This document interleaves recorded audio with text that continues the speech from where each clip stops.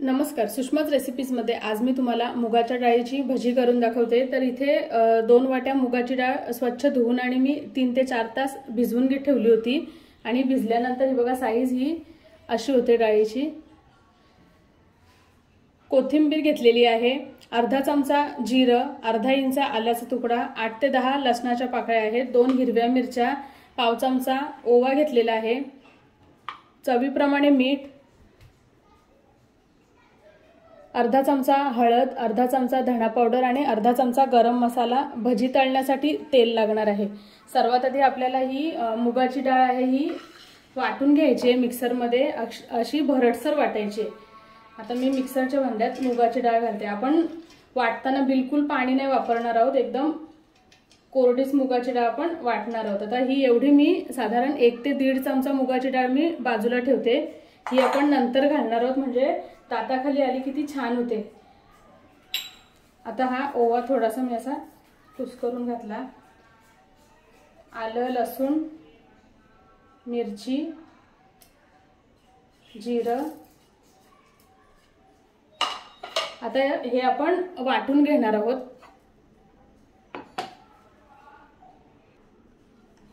ही बघा डाळ मी अशी वाटून घेतली आहे। आता ही जी आपण अख्खी डाळ ठेवली ह्यामध्येच ही मिक्स करणार आहोत। काढून घेते मी।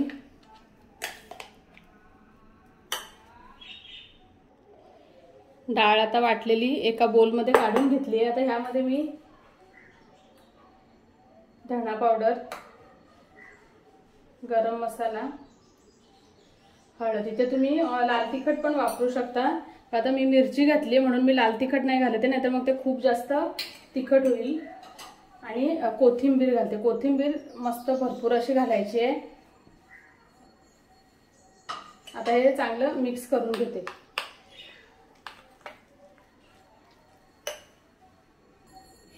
भजीचं मिश्रण सर्व छान मिक्स करून घेतले आणि तेल पण इथे मी गरम करून घेतलेलं आहे। आता गॅसची फ्लेम लो टू मीडियम ठेवायची आणि यामध्ये आपल्याला भजी सोडायची आहेत।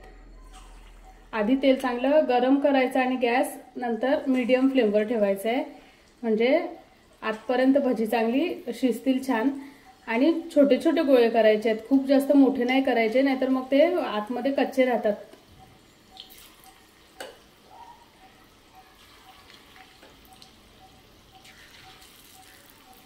आता मीडियम फ्लेमवर मी हे तळून घेते। आता आपण उलटून घेऊया। ही बघा मस्त आपोआप ती वर आली आहेत भजी।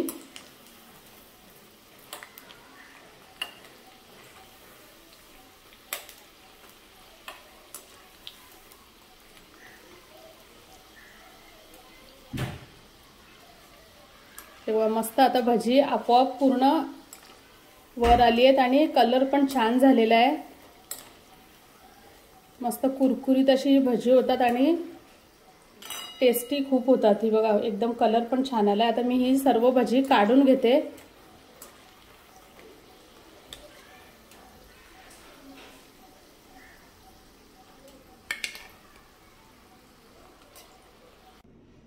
मस्त गरमागरम मुगाची भजी। ही भजी तुम्ही चटणी, मिरची तळलेली किंवा सॉस सोबत पण खाऊ शकता, खूप टेस्टी लागते।